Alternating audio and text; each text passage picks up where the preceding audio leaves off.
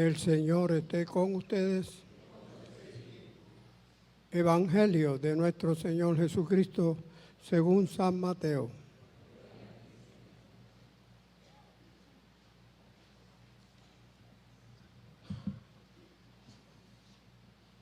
Según San Lucas. En aquel tiempo Jesús se apareció a sus discípulos y les dijo: está escrito que el Mesías tenía que padecer y había de resucitar de entre los muertos al tercer día, y que en su nombre se había de predicar a todas las naciones, comenzando por Jerusalén, la necesidad de volver a Dios para el perdón de los pecados. Ustedes son testigos de esto. Ahora yo les voy a enviar al que mi Padre les prometió.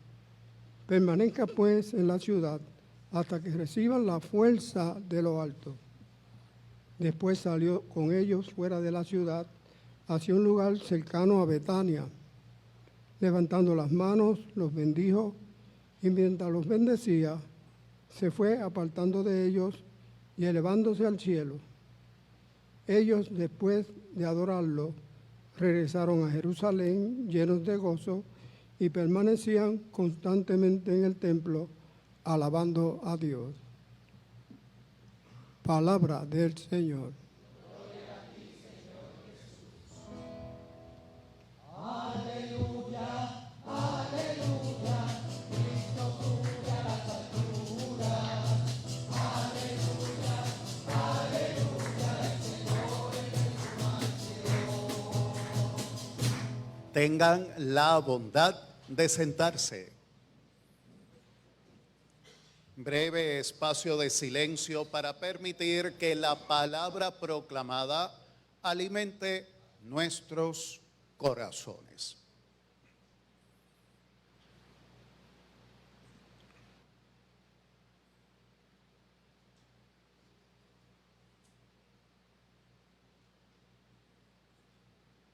Te damos gracias, Padre bueno y fiel, Dios rico en misericordia y amor, porque en este día domingo, una vez más, tu palabra nos alienta, ilumina y fortalece. Te damos gracias, Padre bueno y fiel, Dios rico en misericordia y amor, porque en este día domingo, concluyendo el tiempo pascual, tu palabra nos reafirma y nos confirma de que Jesús no está, de que Jesús está y que el Señor ha, el Señor ha, el Señor ha y asciende al, alábalo, alábalo, alábalo que vive.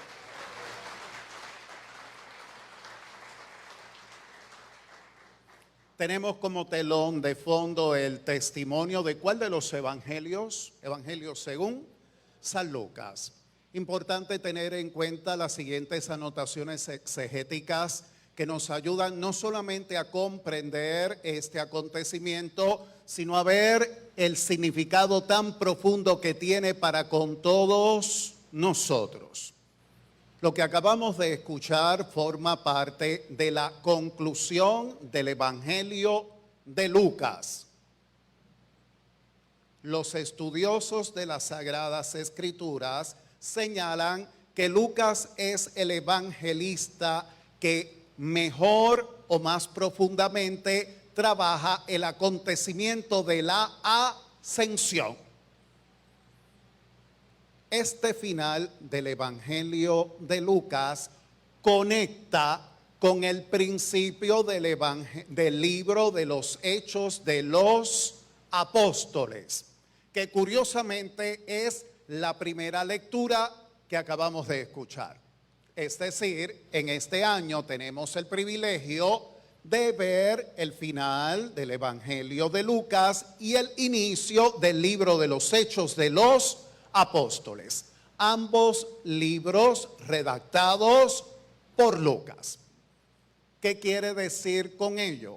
Y ahí tenemos la primera enseñanza, que el acontecimiento de la ascensión del Señor a los cielos no es punto final, sino más bien, si queremos definirlo de un modo, esta historia continúa. No concluye la historia de la salvación con el momento de la ascensión del Señor al cielo, sino más bien esta historia continúa. Y ya ahí tenemos una primera y hermosa enseñanza, porque la historia de la salvación se verificó en principio con Jesús y el grupo de los apóstoles y de los discípulos que rodeaban a Jesús. En un segundo momento, esa historia de la salvación se manifestó de un modo esencial o privilegiado con aquellas primeras comunidades cristianas. Pero como hemos dicho, esta historia no termina, esta historia continúa con todas las comunidades cristianas que acogen a Jesús muerto y resucitado, aquel que asciende a los cielos. Es decir, esta historia de la salvación también continúa con nosotros, comunidad San Juan Apóstol y Evangelista. Somos continuadores de una fascinante y hermosa historia que es la historia de la salvación, donde Jesús lo único que pretende es que todos nosotros nos salvemos, que el mundo entero se salve y llegue al conocimiento de la verdad. Un segundo elemento hermoso que trae en concreto el texto evangélico son los contrastes que encontramos a la luz de este acontecimiento. Obviamente, cuando Jesús asciende al cielo, de alguna manera se va, de alguna manera se despide, pero hermosamente no nos deja solos, no nos deja abandonados. Llama mucho la atención como en el texto se destaca el hecho de que los discípulos ven que Jesús asciende al cielo, pero no se quedan ni tristes ni deprimidos. Señala el texto curiosamente que los discípulos estaban como, estaban alegres, fueron a Jerusalén llenos de alegría y se mantenían en espíritu de oración. Precioso. ¿Qué denota eso? Que obviamente, aunque el Señor asciende al cielo, no nos deja solos, no nos deja desprovistos, no nos deja abandonados. Por eso señaló de un modo claro que Él se va, pero envía sobre todos nosotros su gracia, su fuerza, su espíritu. Es decir, somos gentes conducidas por la fuerza de Dios. Somos gente alentada y animada por la gracia y la bendición de Dios.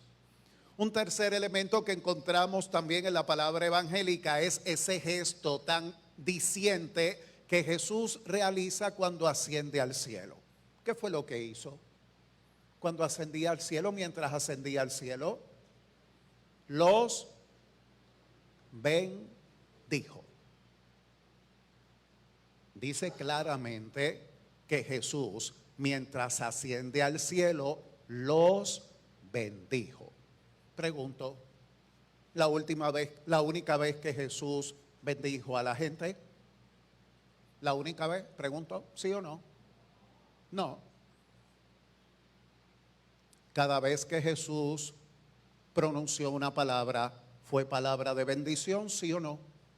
Cada vez que Jesús hizo un gesto, ¿fue un gesto de bendición, sí o no? Cada día, cada momento, cada acción, cada espacio en el que Jesús interactuó, ¿fue un momento de bendición, sí o no? Cuando permitió Jesús que los niños se acercaran a Él, ¿fue para qué? Para bendecirlos. Cuando Jesús tocó a un leproso, que se suponía que no lo tocara, ¿lo tocó para qué? Para bendecirlo con su sanación.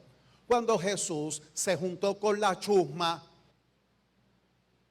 se sentó con la chusma a comer, ¿fue para qué? Para bendecir. Toda la vida de Jesús es una bendición. Por tanto, ¿qué quiere decir eso? Que cuando Jesús asciende al cielo y bendice a los discípulos mientras ascendía al cielo, todos nosotros somos gente, todos nosotros somos gente, todos nosotros somos gente, somos bendecidos por Dios. Y eso no se nos puede olvidar. Y no debemos dudar de eso. A veces dudamos cuando nos escocotamos. A veces dudamos cuando resbalamos. A veces dudamos cuando nos vamos por el otro carril. Estemos donde estemos, siempre para Dios somos bendecidos. No se nos puede olvidar.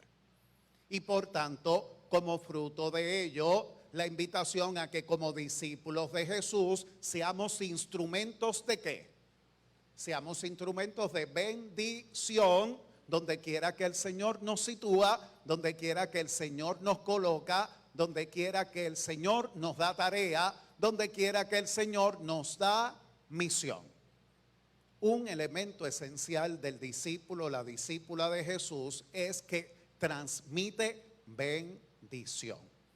A la gente que me cae bien y a la gente que no me cae bien. A la gente que me hace bien y a la gente que no me hace bien. A la gente que conozco y a la gente que no conozco. El discípulo siempre debe destilar ¿qué? Bendición. Porque con eso se sana el mundo. Porque de violencia tenemos de sobra. Porque de rencores tenemos de sobra. Porque de egoísmos, orgullos y vanidades tenemos de sobra. Lo que siempre falta es ¿qué? Bendición. Lo que nunca será suficiente será bendición. Por eso el discípulo se distingue porque en cada momento de su vida nunca desea el mal, siempre va a desear el bien. Entonces, me parece que estos elementos que hemos visto rápidamente, nos sitúan de un modo muy especial en esta hermosa fiesta de la ascensión del Señor a los cielos, porque a la hora de la verdad, ¿qué es lo que sucede? Cuando Jesús asciende al cielo, nos abre las puertas y nos indica el camino que debemos seguir, hacia dónde nos debemos dirigir, cuál es la meta que debemos alcanzar. Sabiéndonos bendecidos por Dios, sabiéndonos acompañados y guiados siempre por Él, y sabiendo que el Señor en cada momento lo que desea para el ser humano es la gracia, la paz y el bien.